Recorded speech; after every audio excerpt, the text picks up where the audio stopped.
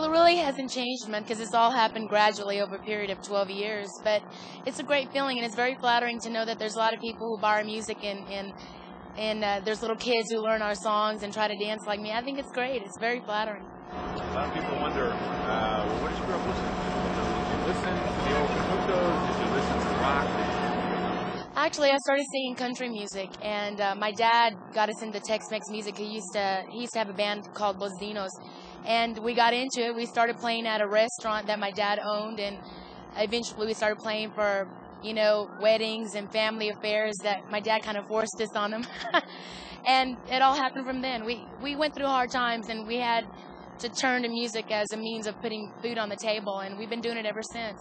No regrets either. When did you really realize that you were breaking out? This was something you were going to, well, first of all, when did you realize it was something you wanted to do for your life? Really, truly, I can honestly say it was about when I was around 13 or 14 years old. And I say that because when you're young, you really don't stop to think about your future at that age. And I started noticing what's happening around me and started realizing what was going on and taking it a little bit more seriously. So I would say about 13 or 14. What's it like now? People think, oh man, glamorous lifestyle, you're having a great time. Well, a lot of people say stuff like that, like, leading the glamorous lifestyle. They just see what's on the outside. It's a lot of hard work that we also put into it. And it's not as easy as people think it is. How about, what's the toughest part of you being on the road? I would say not being able to sleep as much as you'd like to. You come in from a gig at around 3 or 4 in the morning, you have to get up at 8 or 9 to leave for the next show. Having to always put makeup on so you don't scare anybody. There's a lot of things that go into it. You attribute the phenomenal growth of Latino music to all kinds of different reasons, but did you know 5-10 years ago that it was going to really take off?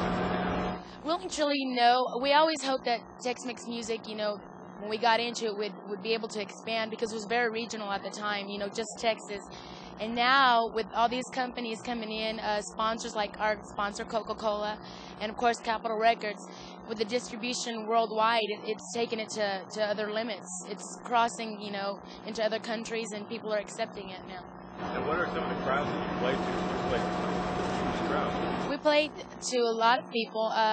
We play not only to the people here in the U.S., but we play a lot in Mexico, and hopefully we'll be able to spread out in the year and be able to play for English. Our English album's coming out for SBK Records at the end of the year, so we'll be playing also for English-speaking crowds. Tell me just a little bit about that. Now, that's got to be something you either wanted to do for a while or kind of a risk. Tell me about it. I would say, well, we've been with Capitol for about 3 years, and that was our initiative from the very beginning, was to cross over to the English market. And it's taken this long to finally, get things rolling. And we're just really excited, and we just hope that, we can do the best that we can, and people accept our music. And is it nice? I talked to an older lady here on the west side of San Antonio the other day, and she said, it's great to see this music come in because my kids, my grandkids now listen, they're learning the language and the music that they always hated when they were kids. Well, I'm not going to lie to you. When we first started singing, I really didn't like it. But it's the type of music you have to listen to it in order for it to grow on you. And now that's all we listen to. And it's great to see younger kids that have kind of strayed away from their roots, the culture of la música tejana, or, Spanish speaking, and now are listening to it and starting to speak the language. And it's great because you get closer to your roots and your culture, and you understand who you are. Extra pressure because you are now a role model for so many kids who don't really have that many Hispanic female young role models. Actually, I don't. I mean, everything I do is natural. I really don't.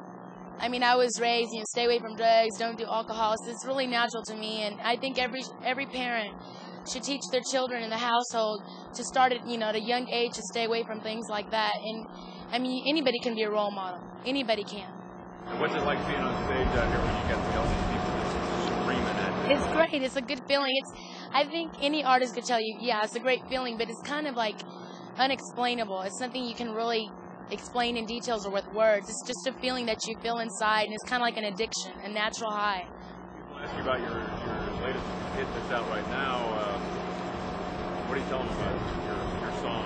The latest hit? Yeah. Or, I'm sorry. Well, what's your favorite song to sing on stage right now? My favorite song? Well, I have so many. Let me see. I would say Como la flor en la carcacha. would be my favorite songs. Because one of them is more on the serious side, and everybody has a serious side to him, and the other one's very comical. But yet it sends out a message, that you shouldn't care for somebody just because of materialistic things that they have. And I'm a firm believer in that.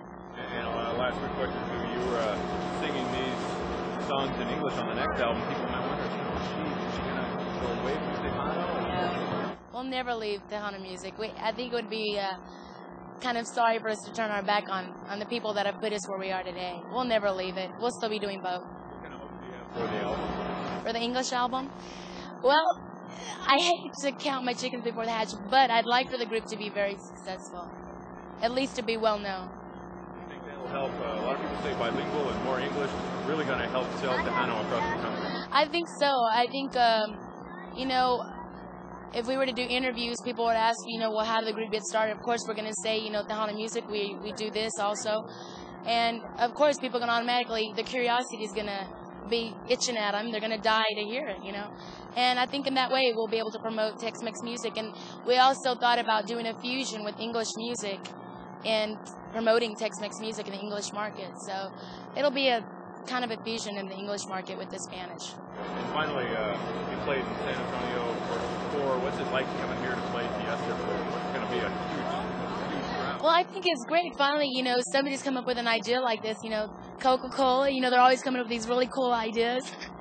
And it's great. I mean, we have families. It's events for the whole family, and lots of fun, sports, and you get your entertainment with the groups. And, of course, you get lots of Coca-Cola to drink for the whole day. And it's great. It's really great to be part of it. How are the crowds in San Antonio since you started way back? Well, everywhere that we go, I guess with time, things take time, but they've really improved, and we're just really happy and thankful that the people have supported us, and up to this date. Give her a hand, if I